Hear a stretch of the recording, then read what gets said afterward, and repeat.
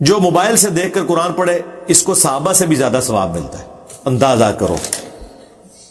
وہ کہانی بازو موبائل ہاتھ میں دیکھ کر قرآن پڑھنا، وہ کلپ میرا اپلوڈ ہے جس میں سے جملہ انہوں نے کاٹا ہے، وہ آپ خود دیکھیں. اس میں نے 7 جملہ بولا تھا کہ اب آپ نے صحابہ کو اور اپنے آپ کو کمپیئر نہیں کرنا. میں اس اعتبار سے بات کر رہا ہوں. وہ کیا اعتبار تھے کہ جو بندہ قرآن زبانی پڑھتا ہے نا، اس سے زیادہ ثواب ہوتا ہے اس کو جو دیکھ کے پڑھتا ہے، کیونکہ وہ پڑھ بھی رہا ہے اور قرآن کو دیکھ بھی رہا ہے. 2 چیزیں ایڈ ہوگی نا. تو میں نے اس میں یہ بات کی تھی کہ آپ اگر موبائل سے قرآن دیکھ کے پڑھتے ہیں نا تو یہ زبانی پڑھنے سے زیادہ بہتر ہے. اور آپ کتنے خوش نصیب ہیں کہ آپ کے پاس قرآن موجود ہے. صحابہ کرام کے پاس تو ریٹن میں قرآن بھی نہیں ہوتا تھا، نہ پرنٹنگ پریس تھے، انہوں نے زبانی یاد کیے ہوئے تھے. قرآن چند ایک کاپیاں ہوتی تھی. آج بھی دنیا سے پرنٹنگ پریس آپ ختم کر دینا تو جیلم شہر میں شاید آپ کو ایک قرآن ملے اگر کاتب نے لکھنا ہو. آدھی دنیا ننگے پاؤں پھرے. موچی اتنے بندوں کی جوتیاں بنا سکتے ہیں؟ یہ بخاری مسلم یہاں پرنٹ ہو کے نا پڑے ہوتے ہیں. اللہ بھلا کرے اجمیر شریف والوں کا انہوں نے پرنٹنگ پریس بنایا اور بغداد شریف والوں نے سیاہی بنائی. ہاں اور بریلی شریف والوں نے یہ کیمرہ بنایا. دیوبند شریف نے یہ گھڑی بنائی. وہ کیتا کیا ہو تسی یہ بھی نہیں کر سکے. تو یہ آج ہی ہمارے پاس قرآن نہ ہوتا اس طرح. تو میں نے کہا تھا کتنے خوش نصیب ہیں آپ لوگ کہ ہر بندے کے پاس اپنا قرآن ہے. اور آپ لوگ تو اگر صحابہ کرام کے ساتھ کمپیئر کیا جائے وہ تو زبانی قرآن پڑھتے تھے، تم دیکھ کے پڑھتے ہو، تمہیں تو اس سے زیادہ ثواب ہو سکتا ہے اگر اس زمانے میں یہ سب کچھ ہوتا. اور میں نے کہا تھا تم نے صحابہ کرام سے اپنے آپ کو کمپیئر نہیں کرنا. مراد یہ کہ اس زمانے میں جو زبانی پڑھتا تھا اور جو دیکھ کے پڑھتا تھا وہ دیکھ کے پڑھنے والا افضل تھا. اس اعتبار سے آج تم یہ فیسلٹی اویل کر سکتے ہو. تو انہوں نے پکڑ کے کیا بنا دیا. بہرحال یہ انہوں نے بنایا. پھر میں نے ان کی منجی ٹھوکی کہ ہوں آ جاؤ میدان یہی گل سننی جائے پھر سن لو.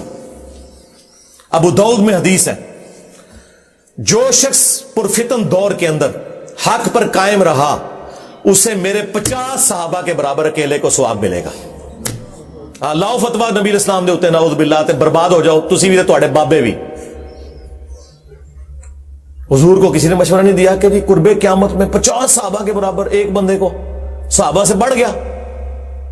جامعہ ترمذی میں حدیث ہے کہ اگر دین کے 10 حصے ہیں اے صحابہ تم 9 پر عمل کرو اور ایک کو چھوڑ دو تم ناکام ہو جاؤ گے، لیکن بعد والے ایک پہ عمل کر کے 9 کو چھوڑ دیں گے وہ کامیاب ہو جائیں گے.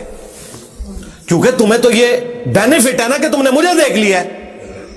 ہاں اللہ نے ہمیں بھی دیکھے کمپنسیٹ کیا ہے، یہ ذہن میں رکھیں. مسند احمد میں حدیث ہے ایک صحابی تابعین کے جھرمٹ میں آئے نا تو تابعین نے کہا کہ حضرت کوئی ایسی حدیث سنائے جو آپ نے خود حضور سے سنی ہو. تو دیکھیں وہ صحابی بھی کیسے تھے. ان کو یہ اندازہ ہوا کہ یار یہ لوگ تو بےچارے تھوڑے سے وقفے سے ہی صحابی ہونے سے رہ گئے نا. یعنی تابعین کچھ عرصہ پہلے پیدا ہو جاتے حضور کو دیکھ لیتے. تو انہوں نے نا ایسی حدیث سنائی جس سے ان کا دل خوش ہو جائے. انہوں نے کہا پھر سنو. ہم نبی الاسلام کی مجلس میں بیٹھے ہوئے تھے، حضرت ابو عبیدہ ابن جرح بھی موجود تھے 10 مبشرہ میں سے. تو نبی الاسلام نے فرمایا جانتے ہو سب سے بہتر امام کس کا ہے؟ تو ابو عبیدہ نے کہا یا رسول اللہ ہمارا ہے نا، ہم نے آپ کی صحبت کی، آپ کے ساتھ مل کر جنگیں کی. آپ نے فرمایا نہیں، سب سے بہتر ایمان ان لوگوں کا ہے جو تمہارے بعد آئیں گے، جنہوں نے مجھے دیکھا بھی نہیں ہوگا تب بھی میری رسالت کی تصدیق کریں گے. یعنی تابعین، تبع تابعین اور آج تک مسلمان. اب نبی الاسلام نے تو سیدھا سیدھا ایمان کے اوپر بات کر دی، کمپنسیٹ کیا. پھر مسند احمد میں حدیث ہے صحیح ابن حبان کے اندر موجود ہے کہ جو مجھے دیکھ کر ایمان لائے اسے 1 دفعہ بشارت، جو بغیر دیکھ کر ایمان لائے اسے 7 دفعہ بشارت.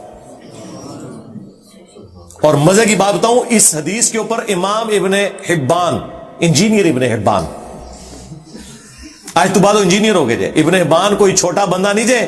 امام بخاری کے شاگرد ہے ابن خزیمہ، انہوں نے اپنی صحیح ابن خزیمہ لکھی اور ان کے شاگرد ہے ابن حبان.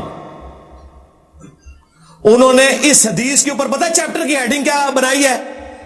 بعض اوقات کوئی غیر صحابی بھی اپنے عمل میں صحابی کو پیچھے چھوڑ سکتا ہے اور صحابی سے بہتر ہو سکتا ہے. انہوں نے اوپر اپنا فارم بھی لکھ دیا.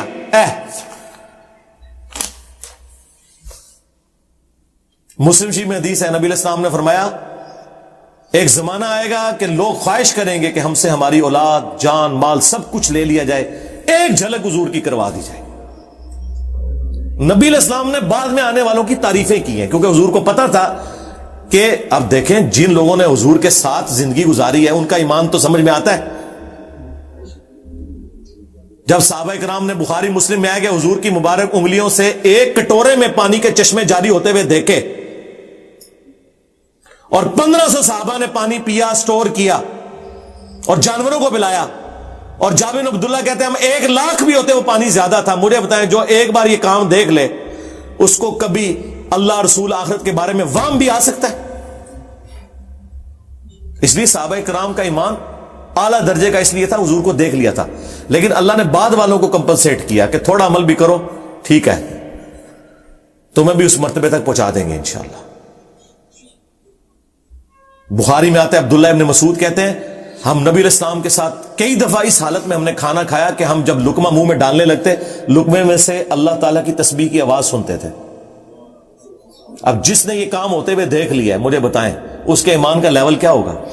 اس لیے تو اتنی مختصر جماعت نے رومن اور پرشین امپائرز اکھاڑ کے رکھ دی ہیں 3 سے 4 سالوں کے اندر, جبکہ ہزاروں لوگ مرتد ہو گئے حضور کی وفات کے بعد. لیکن خلفائے راشدین نے کیا پیشن کے ساتھ نبی علیہ السلام کی مبارک دعوت آگے بڑھائی ہے. انہیں پتا تھا هو الذی ارسل رسولہ بالہدی ودین الحق لیظہرہ علی الدین کلہ ولو کرہ المشرکون. وہی اللہ ہے جس نے اپنے محبوب صلی اللہ علیہ وآلہ وسلم کو الہدی یعنی قرآن اور دین حق کے ساتھ مبعوث کیا تاکہ اسے تمام ادیان پر غالب کر دے, خواہ مشرک اس بات کا برا مان جائے. تو اللہ کے فضل سے میں نے کئی دفعہ یہ کلیم کیا ہے کہ میرے کوئی بھی بات ہے اسے کانٹیکسٹ میں دیکھیں, اس کے بعد اس کے اوپر شرعی حکم بیان کریں, پھر میں بتاؤں گا کہ گیڑے کون کون آندا ہے.